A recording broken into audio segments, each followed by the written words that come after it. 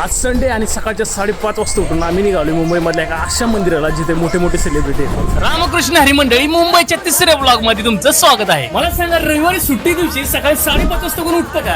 हो, आम्ही स्वतः उठलो आणि निघालो मुंबईतील एका सुंदर मंदिरात दर्शनाला. आता कुठं आणि कोणत्या देवाच्या दर्शनाला निघालो व्हिडिओ शॉट पर्यंत बघा, कळलंच. बरं, भाईंदर स्टेशनला पोहोचलो आणि पहिली तिकीट काढून घेतली. थोड्याच वेळात ट्रेन पण आली आणि आम्ही निघालो मंदिराच्या दिशेने. भाईंदर पासून जवळपास 1 तासाचा प्रवास होता. थोड्याच वेळात सूर्यदेवांचंही दर्शन झालं. ट्रेन मधून असे सुंदर सुंदर व्ह्यू बघत दादरला कधी पोहोचलो कळालंच नाही. मग स्टेशनवरून निघालो दादरचं हे रंगीबिरंगी मार्केट बघत बस स्टँडला पोहोचलो. तिथून या एसी बसला फक्त 12 रुपयाचं तिकीट काढून आम्ही डायरेक्ट मंदिराजवळ पोहोचलो. आता या स्टॉपचं नाव बघितल्यावर तुम्हाला कळत असेल आम्ही नक्की आलोय कुठे. हो, आम्ही आलोय मुंबईच्या श्री सिद्धिविनायकांच्या दर्शनाला. थोड्याच वेळात मंदिराजवळ पोहोचलो आणि बाप्पासाठी फुलहार घेतली. मग चप्पल काढून आतमध्ये एंट्री केली. सकाळी लवकर आल्यामुळे गर्दी थोडी कमी दिसत होती. मग रांगेत उभे राहिलो, पण कधी एकदा बाप्पाला डोळे बघून बघतोय असं झालं होतं. गणपती बाप्पा थोड्याच वेळात गाभाऱ्यात पोहोचलो. मग डोळे भरून बाप्पाचं दर्शन घेतलं. दर्शन घेऊन मन अगदी प्रसन्न झालं होतं आणि बाहेर आल्यावर या महाशयांना भेटून अजूनच आनंद झाला. खरं तर मुंबईमध्ये मला माझ्या ब्लॉगिंग सुरुवात गणपती बाप्पाचे दर्शन करायची होती, पण बाप्पाच्या इच्छेसमोर आपण काहीच करू शकत नाही. पण आज फायनली बाप्पानं बोलवले आणि एवढं भारी दर्शन भेटलंय.